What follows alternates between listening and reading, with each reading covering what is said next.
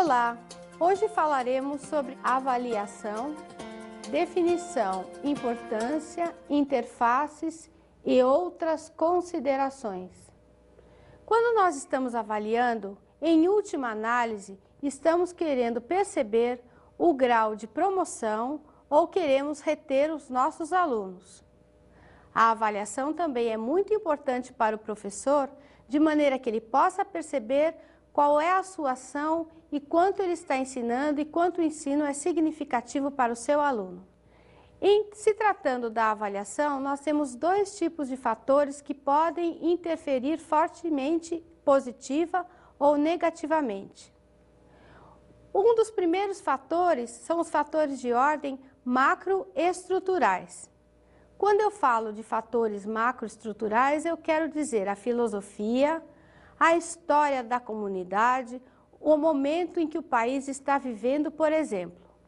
Quando eu me refiro aos fatores de ordem microestruturais, eu estou querendo dizer a ação do professor, o ambiente de sala de aula propriamente dito e a relação e o clima interpessoal que se estabelece ao longo do processo de ensinar e de aprender.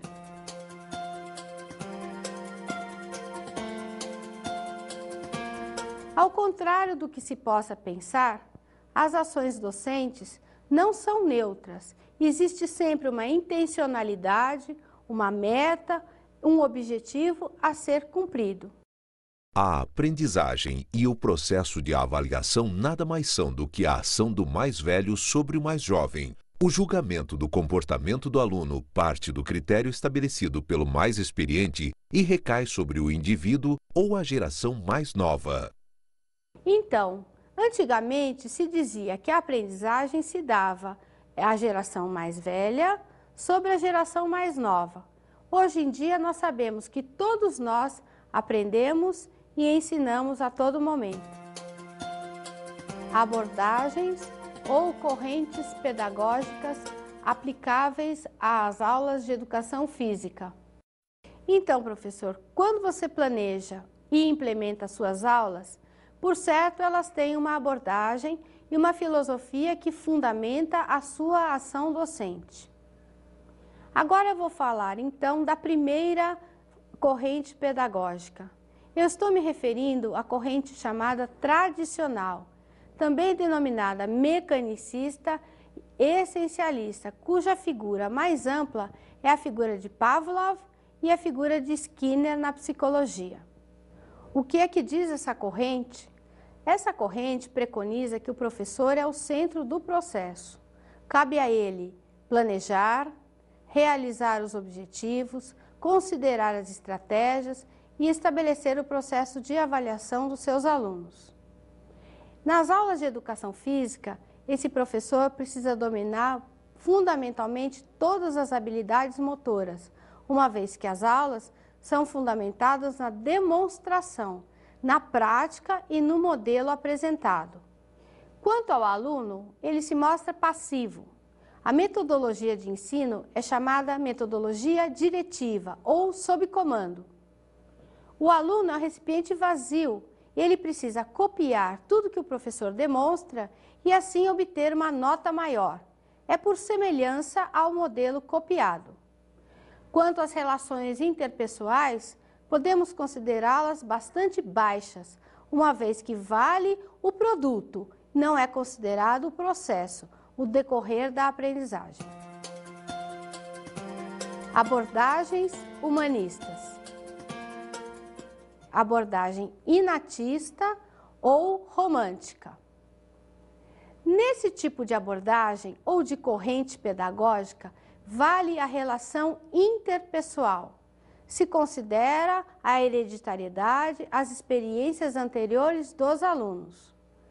É sobre essas experiências que recai o planejamento do docente. O aluno é considerado como uma semente ou uma planta, um ser em desenvolvimento. Ele precisa ser, portanto, respeitado em todas as suas inclinações. Valendo a relação interpessoal, interessa para o inatista, para o professor romântico, o processo e não o produto que é estabelecido.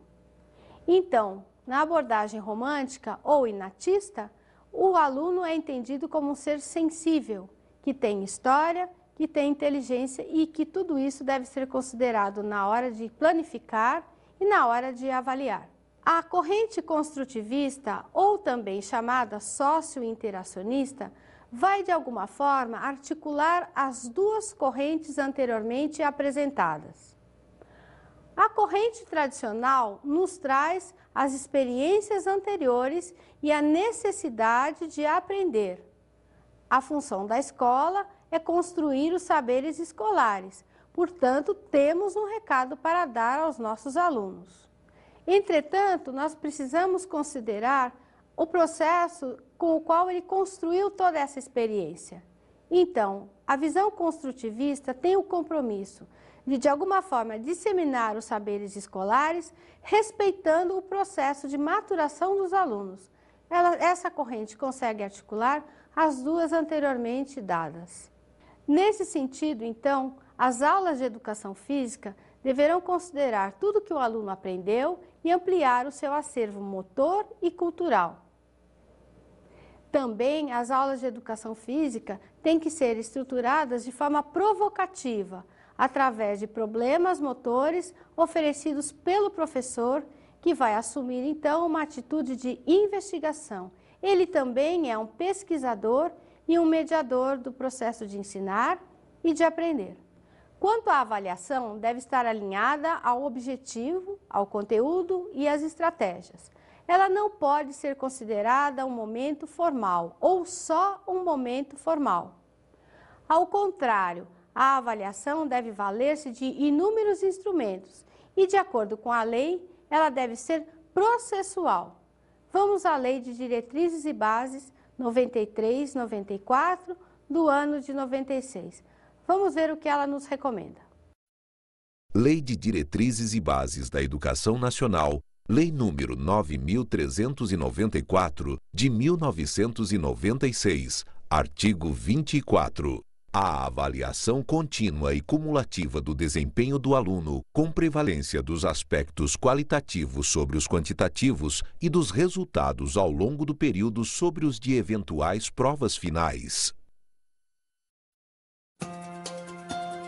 Estilos de ensino e as aulas de educação física na perspectiva humanista. Em se tratando dos estilos de ensino que o professor deve escolher na perspectiva humanista, nós temos dois, que são chamados estilos indiretivos. Embora o professor seja responsável pela planificação, pela implementação, pela escolha das estratégias e pelo processo de avaliação, é interessante que o professor se porte como um mediador, um interlocutor entre o mundo das ideias e a realidade do aluno.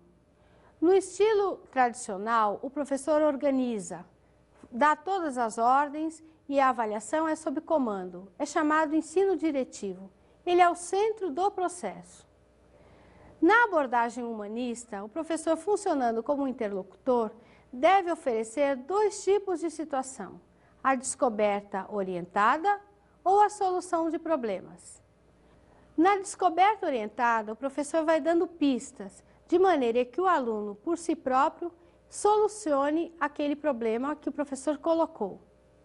No outro estilo, solução de problemas, o professor coloca o problema para o aluno sob a forma de questão. Ele, o aluno, deverá solucionar por si próprio. Cabe ao professor, de longe, supervisionar a ação do aluno. No final, todos devem sentar e conversar sobre aquilo que foi encontrado, a melhor solução para o tema proposto. Aspectos cognitivos. Os aspectos cognitivos referem-se à forma como o aluno pensa acerca da tarefa proposta, como ele se expressa através do seu vocabulário. Então eu devo saber como é que ele construiu aquele pensamento, se a frase emitida está correta, o vocabulário falado está de acordo, adequado à faixa etária. Enfim, através da fala, eu devo saber avaliar a forma como ele está pensando sobre a ação motora já praticada. Em relação aos aspectos afetivos, sociais, da esfera interpessoal, eu preciso saber, eu preciso avaliar de que forma o menino ou a menina está entendendo essa atividade individual ou grupalmente proposta. Será que ele entende a hierarquia? Será que ele compreendeu as regras propostas? Será que ele aceita o papel delegado a ele? Ele respeita a opinião do outro? Ele concorda com algum comportamento diferente ao dele? Aspectos motores.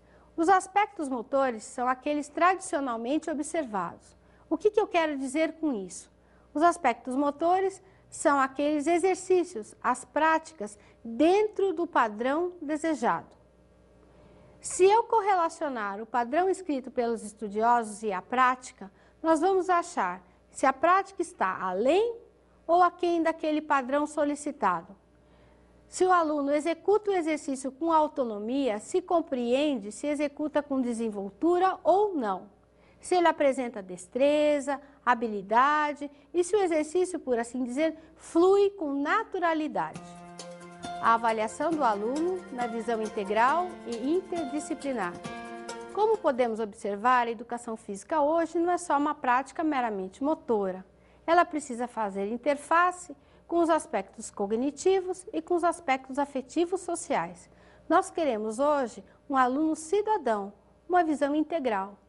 Mas, participando do projeto escolar como componente curricular obrigatório, o aluno também deverá ser avaliado na visão interdisciplinar. Será que ele sabe falar, historiar, e isso tem a ver com língua portuguesa, as ações praticadas? Será que ele sabe contar a história de alguma prática que ele fez com você, professor?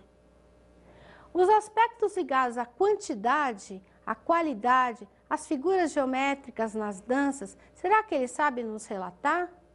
São justamente esses aspectos que nós deveremos avaliar durante todo o processo. Nós queremos, portanto, um aluno integralmente avaliado. Abordagem ou corrente crítico-superadora. Esta abordagem tem por fundamentação um macro-tecido. Ele observa a estrutura do indivíduo e sua história. A abordagem crítico-superadora na educação é representada pela figura de Paulo Freire e na educação física, alguns autores como Giraldelli e Soares. Esta abordagem se fundamenta na cultura corporal e vai dizer que a diferença entre as pessoas decorre das diferenças de oportunidades que as pessoas tiveram ou não tiveram durante a vida. A forma de dançar, de lutar, de ginasticar ou de esportivizar tem diferenças e essas diferenças podem ser devido à cultura, ao meio ambiente, ao gênero e à classe social. Nenhuma está certa ou está errada, apenas elas são diferentes. Em uma abordagem multidisciplinar, vale dizer que a cultura corporal está ligada ao tema ou eixo transversal pluralidade cultural. Assim sendo, o processo da avaliação deve estar compromissado com a tradição, sem perder de vista a contemporaneidade, ou seja, nós precisamos acumular ou avaliar os saberes acumulados e dar um passo à frente, ampliando o acervo cultural dos nossos alunos. Abordagem ou corrente desenvolvimentista. A corrente desenvolvimentista é, por assim dizer, filha da psicologia experimental. Ela vem para o Brasil através da voz de Freire e de Gottani. O que é que esta linha ou esta abordagem específica da educação física vem nos dizer? Ela diz que todo indivíduo, durante todo o seu percurso de vida, está encaixado dentro de um padrão. Assim sendo, nós somos reflexo, rudimentar, movimento fundamental, movimento combinado e, no final da escolarização, culturalmente determinado. Esta abordagem específica da educação física vai dizer que a única preocupação do professor de educação física é o aprendizado do aspecto motor. Entretanto, nós sabemos que nós aprendemos através do movimento e pelo movimento. existem duas diferenças que devem ser pensadas. Essa abordagem vai dizer que nós devemos desenvolver as habilidades motoras de locomoção, manipulação e estabilidade nas diferentes formas de apresentação. Também deveremos nos preocupar com o desenvolvimento das capacidades motoras, ou seja, a velocidade, a agilidade, resistência e a força de todos os nossos alunos. O seu compromisso, ou o compromisso desta abordagem, é com a autonomia que o aluno deverá galgar ao longo do processo de escolarização.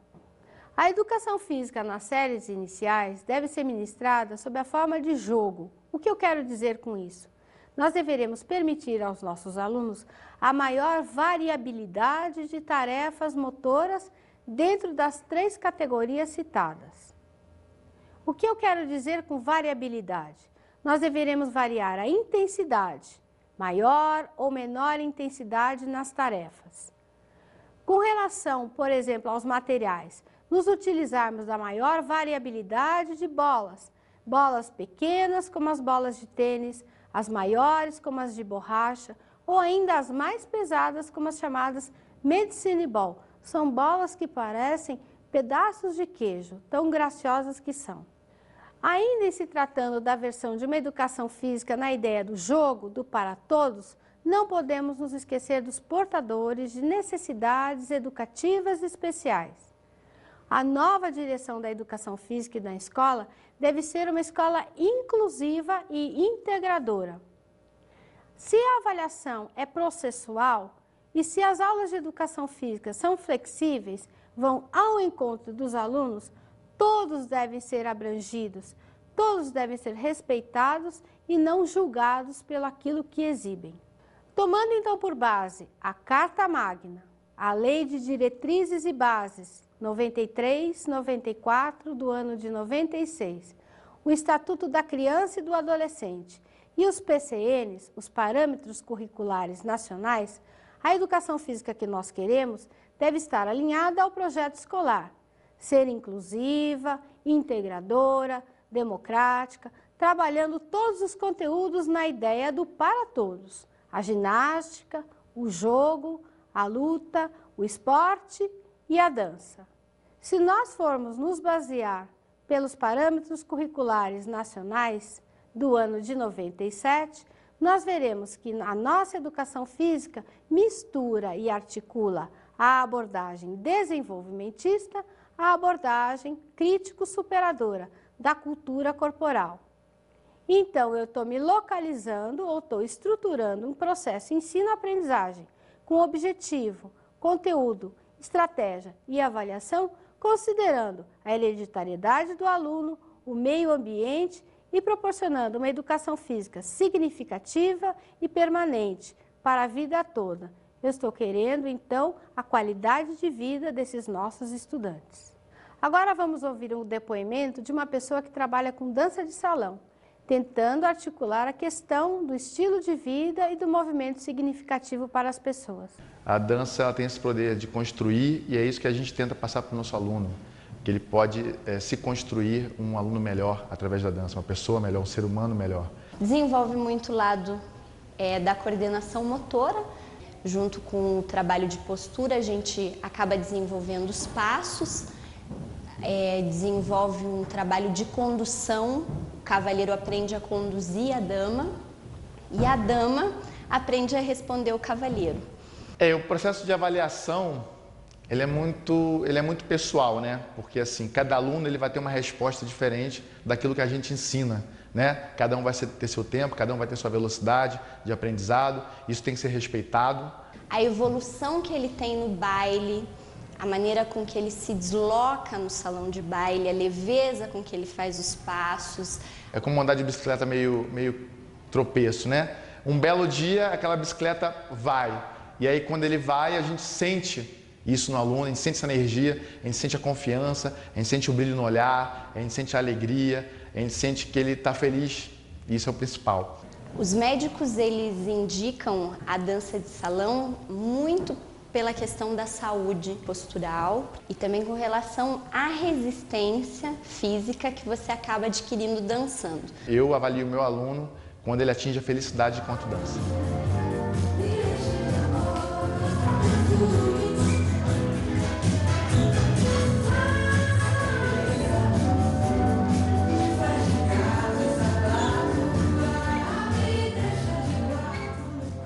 Vamos agora às nossas dicas de estudo.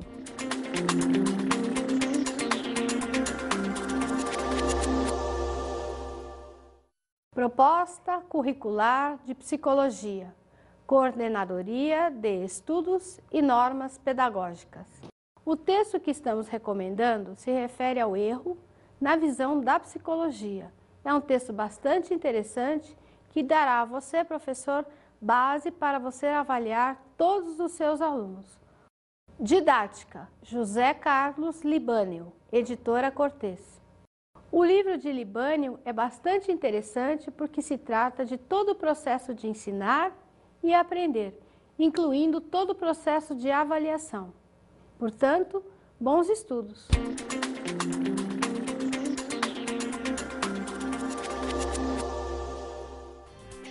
Na aula de hoje, falamos sobre a avaliação dos alunos. Bons estudos!